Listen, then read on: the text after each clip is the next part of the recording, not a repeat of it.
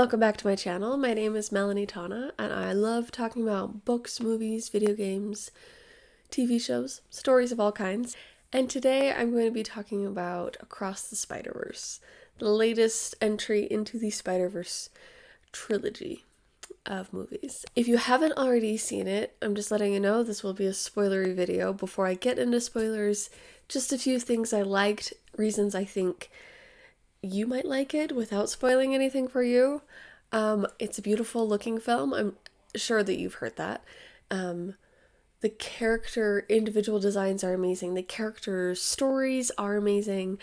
I love the fight scenes. They're very fun to follow and energizing. I love the music. Daniel Pemberton is the composer, and I've liked some things he's worked on from years ago and now the Spider-Verse movies.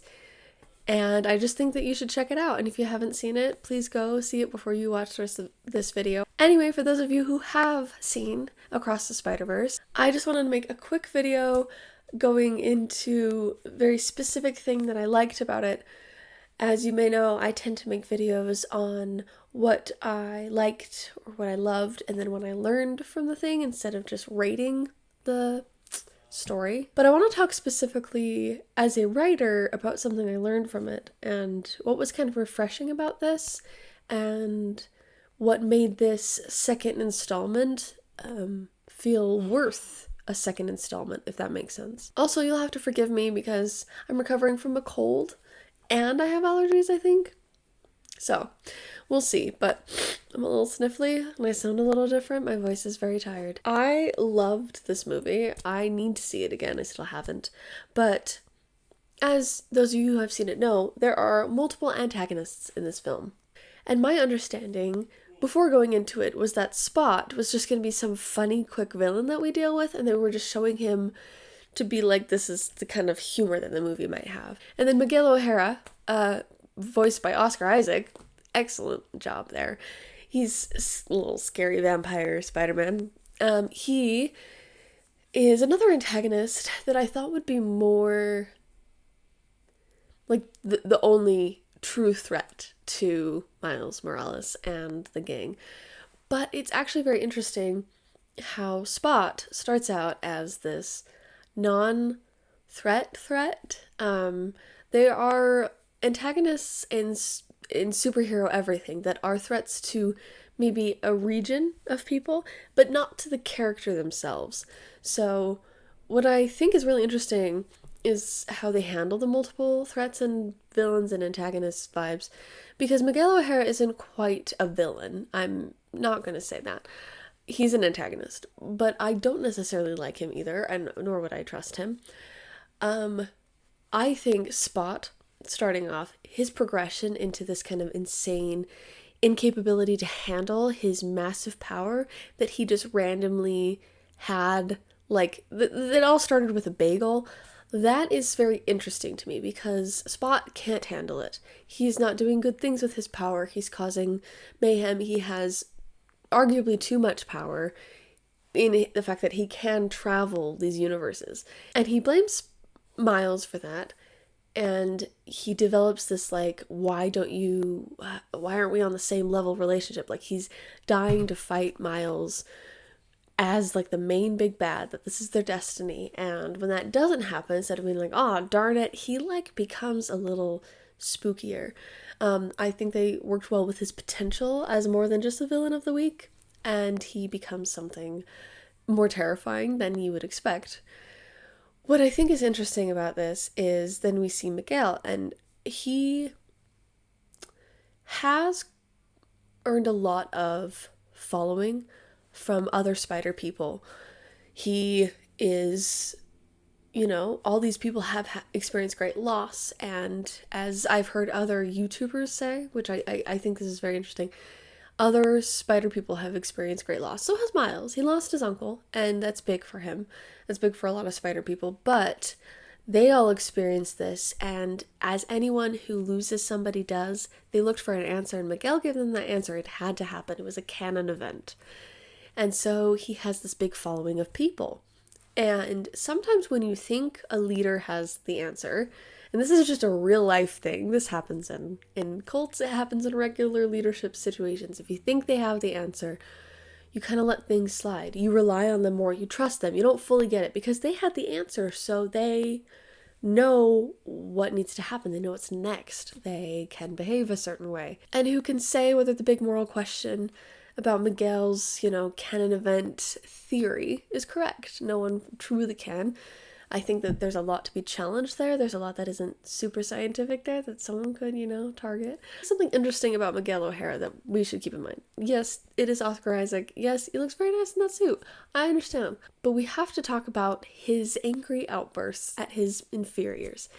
He is not a calm person. He is not collected. He is not respectful to everybody. His intentions seem good, but he is driven by passion and his own grief at explaining his life and his situation, and he has pulled everyone along with him. I'm sorry, but part of the reason these people follow him is because they are in grief, and he has manipulated that. I don't think he's as good of a leader as he seems. He throws things, he yells, he's impatient with people, he's full of rage, and he makes his followers very, very nervous. So I want to keep that in mind with the next movie coming into it, that that man's a little unhinged, and I think there's more comparison between him and Spot than we realize. And that they both challenge Miles a very similar way, and that Miles provides a similar challenge to them about their existence and about doing the best with what you can. And what I think is interesting is both Spot and Miguel question Miles Morales' identity. So Spot puts on Miles that their destiny is to fight, that they created each other, that it's this whole big thing. And then with Miguel, he's questioning Miles' entire destiny because Miles himself was bit by a spider from a different world, and that wasn't supposed to be there. A radioactive spider specifically. That gave him his powers from Earth 42, and Miles is not from Earth 42. And so he wasn't meant to be. What I think is interesting is that you have the multiple threats, which I always like in a story. I like when it's not just one big bad guy. It's just the main character is being antagonized heavily enough that they can be tested. It's showing what Miles is capable of. He's dealing with Spot and he's dealing with Miguel. They're both antagonizing him. But then he's kind of dealing with his friends and their position and how they haven't reached out to him even though they've been capable of doing so, because Miguel hasn't allowed it because he's not supposed to be Spider-Man. Miles isn't, according to Miguel. And so everyone believes in him and everyone follows him, even though some of those people were the ones who told Miles, you can be Spider-Man because anyone can be Spider-Man. I just think it's interesting.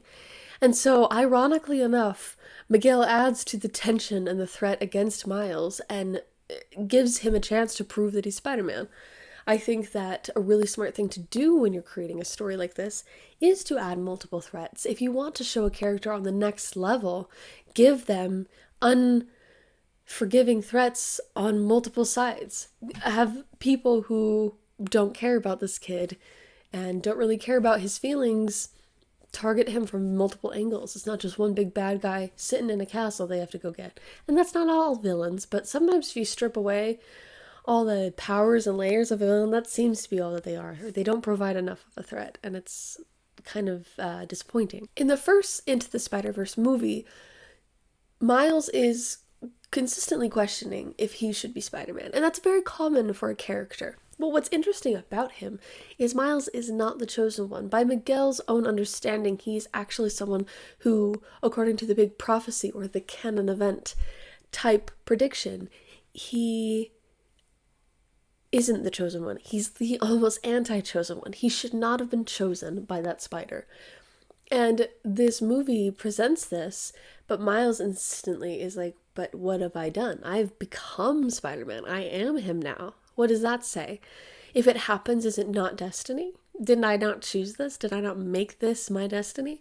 And I think it's interesting because I think even audience members are led to kind of believe Miguel, like, oh, well, that's what happens. Uncle Ben's die, But that's maybe not what should happen.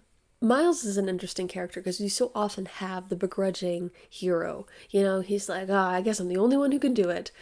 And in the first movie, it's kind of that way. He doubts himself severely. So we have a character who's the opposite of a chosen one, who still doubted himself. He was given a chance and he said, "Why me?" And Peter B. Parker was able to help him in the first movie realize, why not you? You know, you have this chance to do something about it. So the fact that Miles already had to question himself in the first movie presents a really great setup for the second movie, that he has multiple threats on every side, giving him the chance to prove that he is Spider-Man. And then he has someone telling him, "You're not supposed to be Spider-Man," but Miles is. So it makes you question your identity. But he has his mom's words to remind him to stand up where he belongs and claim it. So maybe the prophecy, the canon event, wasn't meant for Miles, but he claims it, and that's very interesting. That's the most proactive a hero can be, in being told by literally everyone who understands or thinks they understand this multiverse, this great scientific thing that's bigger than themselves, that he is not who he is, and he gets to challenge that. Like, what a wonderful thing to do for a main character. So often we write a main character who's like, "I guess I'll go on the quest," and then they're suddenly good at their powers. In this, Miles is never suddenly good at anything. When he says, "I beat them," he did because he built up that skill and ability. He's a talented kid who's worked really hard to become Spider-Man, probably more than other people who were destined to be Spider-Man. So I think it's really refreshing to have a hero who's willing, who wants to be, even when the good people, like the other spider people, are telling him, "No, you aren't. You can't be. This guy told us this." And it does reflect the real world reception of Miles Morales as Spider-Man. When he was first introduced not too long ago, people hated him. You're not Spider-Man because you fit a certain bill. You're Spider-Man because you're scrappy, you're down on your luck, and you'll do the good thing anyway, because people need you and you respond to that. You know, it's about what you choose to do. You know, with great power comes great responsibility. It's pretty simple. And Miles was given great power, and he didn't sit around and say, "I'm not Spider-Man." What was he supposed to do? Not be Spider-Man? Not save people? And if anyone has done better than Miles, I don't know them, because he has taken up the name of Spider-Man without needing to, without Destiny telling him he should. And even when Destiny said, "No, actually, it wasn't for you," he said, "Well, I'm here now. I'm gonna do good things." So I love that kid. I think he's a wonderful character, very inspiring. So if you like this video, if you want me to talk more about stuff like this, I will. I'm thinking about rating my favorite Spider-Man movies. That should get controversial. And I hope you guys are having a great time. I'm gonna keep making more videos, so I'm glad I'm doing this, and I will see you next time.